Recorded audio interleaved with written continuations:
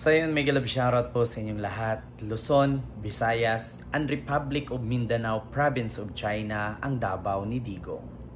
Ngayon mga kababayan, kumakalat po kasi ngayon na si Digong daw ay inimbitahan ni Donald Trump sa inauguration ni Trump sa Amerika at namataan nga daw. Oo. Yan po ay pinapakalat ngayon ng mga DDS na si Digong daw ay bakit inimbitahan ni Donald Trump sa inauguration samantalang si BBM naman daw ang presidente. Ngayon mga kababayan, actually hindi naman po linid sa ating kaalaman na kapag sinabi nating DDS, ibig sabihin po dyan bobo, no, tanga, uto-uto. Yan po, tatlong word lang po, tanga, bobo, uto-uto pag sinabi nating DDS. Ngayon, ang definition ng DDS ay bobo, tanga-tanga, uto-uto. Ngayon, bukod sa bobo, tanga-tanga, uto-uto ang mga DDS, no? Fake news fiddler pa, no? Fake news fiddler. Sa madaling salita, tagapaghatid ng mga peking balita. Oo. Ngayon, pinapakalat nila na si Digong daw nandun sa Amerika, umattend daw sa inauguration ni Trump, yung panunumpa daw ni Trump bilang presidente ng Amerika muli. Kasi dating presidente, bumaba sa termino, tapos tumakbong presidente, nanalo ulit. Oo, ngayon, pinakalat ng DDS na bakit daw si Duterte ang hinahanap ni Trump at hindi daw si BBM, na si BBM naman daw ang presidente. Ngayon, gusto ko lang klaruhin sa inyo, sa pagpapakalat nila na nandun daw sa Amerika, inikot ko po buong social media. Nanood ako ng live ng almost 6 hours na live sa inauguration ni Trump ng CNN at anong pangalan ng isang news na yon, IBC ba yon? NBC. Oo, so pinapanood ko hanggang sa matapos, dumating yung iba't ibang panauhin, iba't ibang mga prime minister sa iba't ibang bansa, mga presidente, mga hari, mga prinsesa sa ibang bansa. Pinapanood ko mga Hollywood celebrities, mga personnel. Inuulit-ulit ko talaga. Kada may dumating, nilakasan ko pa ang TV na baka tawagin Rodrigo Roa Duterte, the former president of the Republic of the Philippines. Wala akong narinig. Ngunit ang pinakalat na mga DDS na fake news vlogger, mga fake news fiddler, no, mga bobo, tanga-tanga, uto-uto, na mga DDS supporter ni Digong, ganon, na inimbitahan daw si Digong, samantalang si BBM naman daw ang presidente, bakit si Digong daw ang inimbitahan? Ito sa totoo lang, i-clarify ko lang po. Bago ko i-play ang video na to, ni Erwin Tulfo, sa pagsiwalat patungkol kay Duterte, no, gusto ko lang i-explain sa inyo. Kahit ulit-ulitin ninyo sa inauguration ni Trump, wala kayong makitang mukha ni Duterte doon. Kahit baliktarin ninyo ang video, isa-isahin ninyo minute per minute, seconds per seconds, hour per hour, wala kayong marinig na pangalang Duterte at wala kayong makitang Duterte doon sa inauguration ni Trump. Bakit?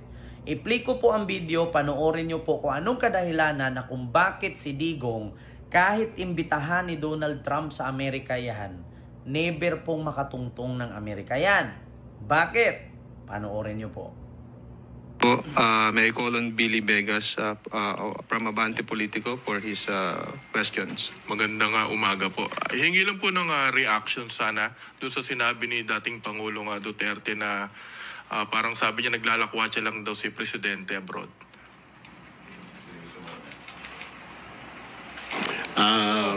Well, kung titignan ho natin, iba-iba ho yung strategy ng bawat administrasyon. Papansin natin, GMA, sinasabi din na maraming mga biyahe. Si ERAP, well, dahil short-lived lang yung kanyang term. Si Pangulong Duterte, hindi masyado, ilang bansa lang. Well, knowing naman kasi kaya di siya makabiyahe dahil maraming not welcome siya sa Europe, di ba? We all know that, di ba? And even sa United States. So limited yung travel ng Pangulong Duterte sa Asia, China, Japan, at yung mga kaibigan, Russia. Kaya limited ang biyahe ng Pangulo. So, yon mga kababayan, narinig nyo naman po ang sinabi ni Erwin Tulfo. Si Duterte po, kahit 10 beses na imbitahan yan ni Donald Trump at kahit 10 beses yan na imbitahan ng hari ng Britain or sa Europe, never po yan pumunta. Bakit? Si Duterte po ay nakaban sa Amerika at sa Europa. Pili or limited lamang ang mga bansa na pwede niyang puntahan. Russia, Japan, China, and Asia lang. Maliban sa Russia at Australia. Asia pwede siyang umikot. Australia at Russia, yan, pwede niyang maikutan. Pero pagdating sa Europe, pagdating sa Amerika, si Duterte po ay klarong-klarong ban. Hindi po siya binibigyan ng visa ng Amerika at Europa. Ano nga bang kadahilanan kung bakit siya naban? Naalala niyo po mga kababayan, noong presidente si Duterte, minura niya si Barack Obama. Sabi niya, Barack Obama, you son of a bitch. Isa yon sa kadahilanan. Nakatatak na si Duterte doon. Pangalawa naman sa Europa, minura niya ang Santo Papa. Sa Europe, nakaban na siya sa Europe. Pangatlo, kaya siya naban muli sa iba't ibang bansa at limited lang ang lugar na kanyang maliparan. No, na kahit iimbita ni Donald Trump sa inauguration yan, hindi makakalusot yan. May record si Digong. Bakit? Lahat ng mga diplomat, no, ibig sabihin ng mga diplomat, yun yung mga panauhin sa iba't ibang bansa. Bukod sa Prime Minister, Secretary of States, mga assemblyman or congressman, mga House Speaker, pinagmumura niya nung time na nasa Malacanang siya at pinalayas niya kasabay ang mga kasundaluhan ng Amerika at pinauwi niya at pinasara niya ang Subic.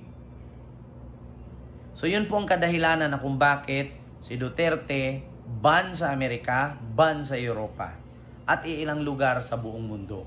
Limited lang ang lugar na kanyang mapupuntahan. So ngayon mga DDS, na mga fake news peddler, no, nagpapakalat ng fake news, meron na nga kayong isang kasamahan dyan na nakasuhan ng cyber libel kasi nagpapakalat ng fake news na si General Torre daw ay na-hospital, na which is hindi naman totoo. So ngayon, mga kababayan, gusto ko pong i-explain sa inyo, huwag po kayong basta-basta maniwala sa mga DDS. Mga fake news po yan, mga tanga-tanga, uto-uto at mga bobo na yung initial na definition ng DDS. Bobo, tanga-tanga, uto-uto at fake news. Diba? So ngayon, klarong-klaro po mga kababayan. Pinaliwanag ko lang po sa inyo. Huwag kayong maniwala sa mga DDS vlogger. Yung mga supporter ni Duterte na inimbitahan daw ni Donald Trump si Digong instead of BBM, na si BBM ang presidente, bakit si Digong daw ang inimbitahan at nandoon daw mismo sa inauguration na mataan si Digong.